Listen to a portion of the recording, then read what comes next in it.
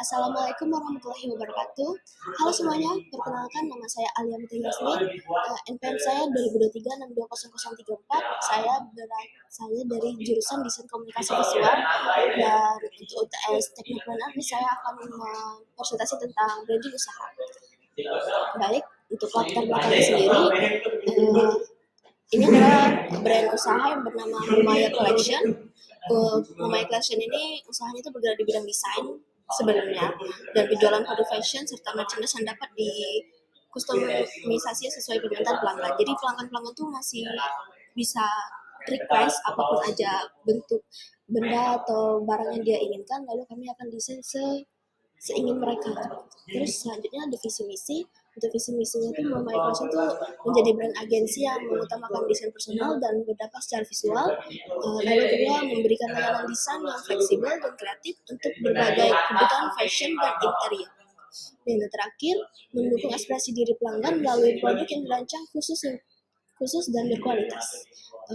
Itu sudah termasuk dari visi dan misinya. Tiga-tiganya termasuk visi dari misi dari brand Maya Collection. Lalu selanjutnya ada termasuk ini semacam latar belakangnya, tapi saya tambahkan lagi bahwa Maya Collection itu, nama Maya itu diambil dari latar belakang ownernya sendiri, karena dia seorang ibu, jadi mom, dan digabung dengan Maya itu nama ownernya sendiri, jadi Kak Mom Maya. Dan untuk collection itu dikarenakan ownernya sendiri tuh bukan hanya berjualan baju saja, benar-benar collection itu ada bed cover, merchandise kayak barang-barang hadiah kayak setelah pernikahan seperti itu. Selain baju juga Mamaya, seperti kata saya tadi, selain baju Mamaya collection juga menjual bed cover dan merchandise lainnya. Dan tentu saja dari semua penjualan itu tuh lebih mengarah ke desainnya. Jadi kami tuh lebih ke desain barang-barang yang di-request oleh customer. Selanjutnya ini beberapa hal, yaitu pertama untuk mitra kunci itu percetakan dan vendor merchandise. Yang kedua, fotografer dan videografer profesional. Dan yang ketiga, platform digital itu seperti Canva Pro, Adobe Creative dan Cloud, Adobe Creative Cloud. Terus yang keempat, supplier alat desain atau semacam hardware dan softwarenya. Terus yang kelima ada komunitas desain dan asosiasi kreatif. Lalu selanjutnya ada aktivitas kunci. Di aktivitas kunci ini yang pertama ada riset dan brainstorming sesuai kebutuhan klien. Terus yang kedua mendesain produk seperti baju, bed cover, dan merchandise. Terus yang ketiga ada revisi desain berdasarkan feedback klien. Terus yang keempat ada presentasi konsep desain ke klien. Dan yang kelima ada produksi file final siap cetak atau publikasi. Selanjutnya ada keunggulan produk jasa. Yang pertama ada desain profesional, kreatif, dan sesuai identitas brand klien. Yang kedua ada layanan cepat dan fleksibel, bisa online maupun personal. Dan yang ketiga ada desain eksklusif, original, dan siap cetak atau publikasi. Dan yang terakhir ada revisi sampai sesuai brief. Selanjutnya ada segmentasi pasar. Untuk segmentasi pasar ada 5.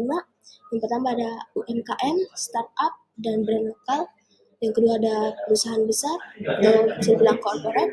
Dan yang ketiga ada event organizer atau wedding organizer. Lalu ada komunitas kreatif. Dan yang keempat ada personal user atau undangan, ilustrasi, portofolio. Dan yang kelima ada toko online dan retail, konten sosial media. Lalu selanjutnya ada biaya atau pengeluaran. Di sini biaya pengeluaran kami cuma ada 2. Yang pertamanya investasi awal, itu ada perangkat dan software design.